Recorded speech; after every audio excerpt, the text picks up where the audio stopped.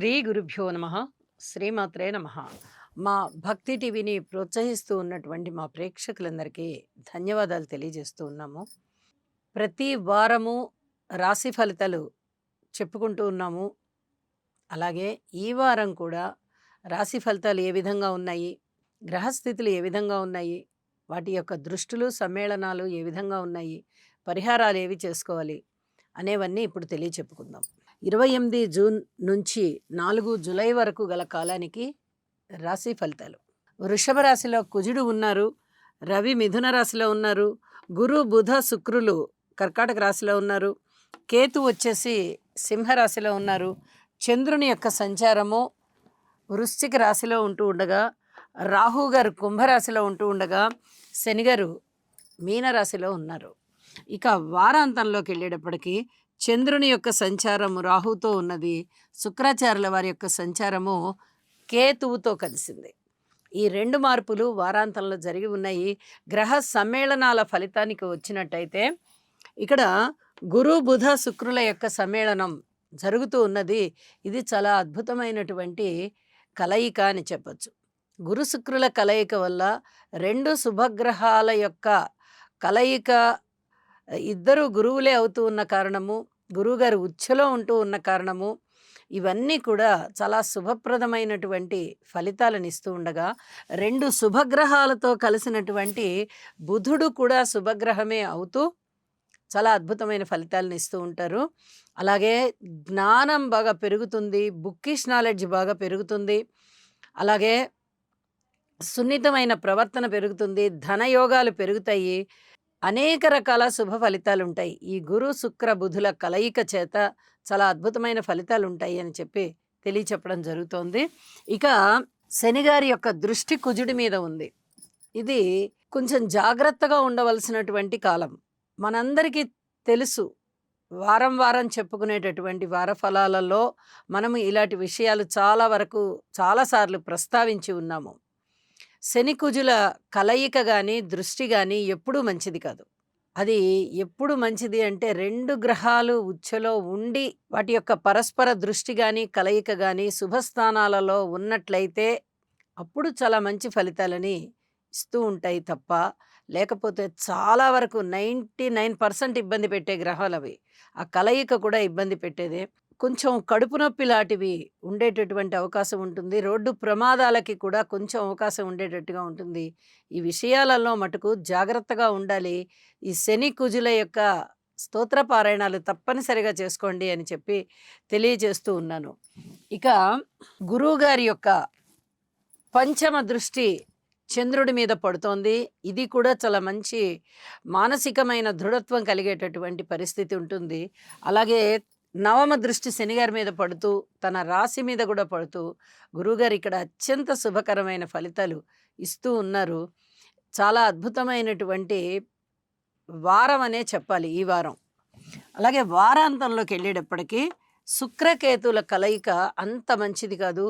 అది వివాహ జీవితంలో కానీ, అలాగే స్నేహితుల మధ్య ఆ స్నేహం విషయంలో కానీ, బంధువుల మధ్య బంధుత్వం విషయంలో కానీ చాలా జాగ్రత్తలుగా ఉంటూ ఉండాలి. ఇది చాలా చెప్పదగినటువంటి సూచనగా కూడా తెలియచేస్తూ ఉన్నాను. ఏది ఏమైనా పరిహారాల విషయంలో మటుకు తప్పనిసరిగా ఏ రాశికి చెప్పే పరిహారాలు ఆ రాశికి చేసుకొని ప్రశాంతమైన జీవితము, అభివృద్ధికరమైన జీవితము పొందవలసిందిగా మా ప్రేక్షకులందరికీ కూడా ఒక మనవి చేస్తూ రాశి ఫలాల్లోకి వెళ్దాము. వృషభ రాశి. వృషభ రాశికి తృతీయ స్థానంలో ఉన్నటువంటి బుధుని యొక్క సంచారం బాగుంది, సప్తమ స్థానంలో ఉన్నటువంటి చంద్రుని యొక్క సంచారం బాగుంది, అలాగే లాభస్థానంలో ఉన్నటువంటి శనిగారి యొక్క సంచారం కూడా చాలా బాగుంది. వెరసి 3 గ్రహాలు అనుకూలంగానే ఉన్నాయి. అయితే ఇక్కడ ప్రతిరోజు మనము దినఫలాలు చెప్పుకుంటూ ఉంటాము, వారం వారం వార ఫలాలు చెప్పుకుంటూ ఉంటాం. ఈ వార ఫలాలలో 6 గ్రహాలు బాగున్నాయి, 7 గ్రహాలు బాగున్నాయి అని చెప్పుకున్న రోజులు కూడా ఉన్నాయి.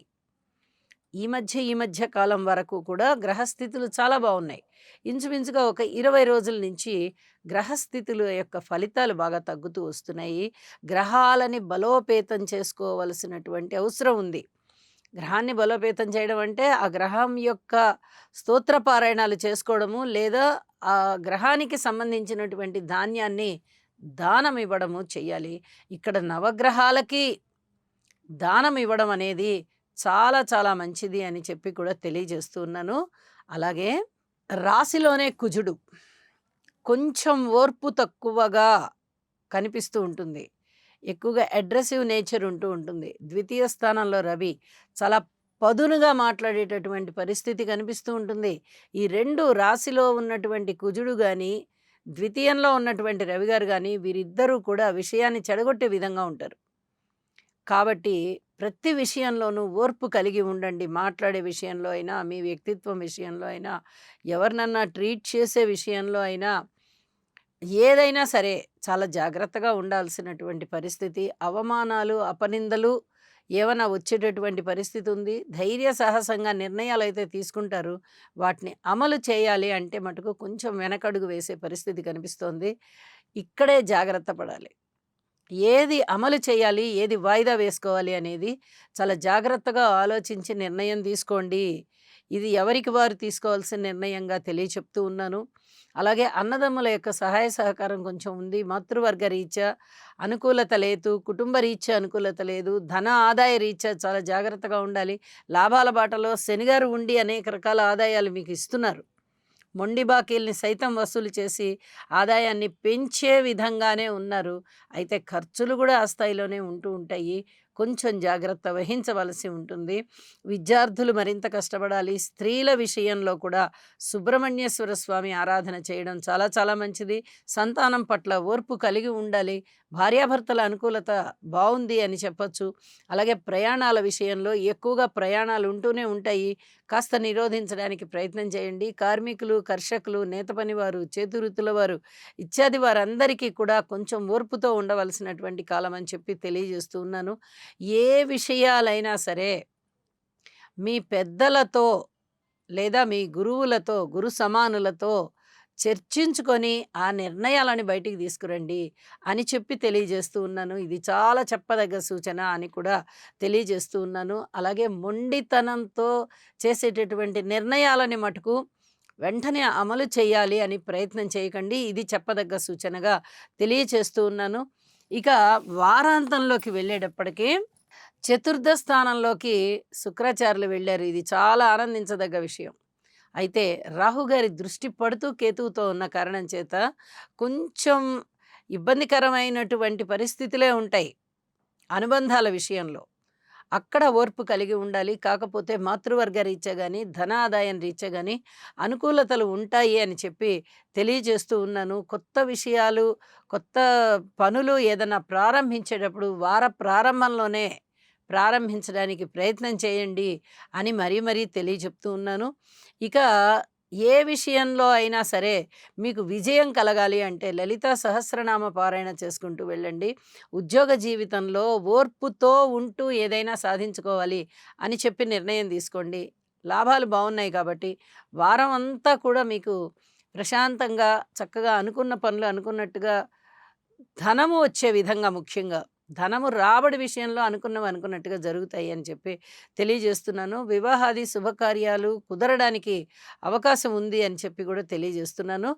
ఎక్కువగా ఓర్పు పట్టి ఉండడము, మీ ప్రయత్నం మీరు చేస్తూ ఉండడము చాలా చాలా ప్రధానం అని చెప్పి తెలియజేస్తూ యోగా చెయ్యండి, నవగ్రహ స్తోత్ర పారాయణాలు చేయండి, నవధాన్యాలు దానం ఇవ్వండి, ప్రశాంత చిత్తంతో ఉండండి.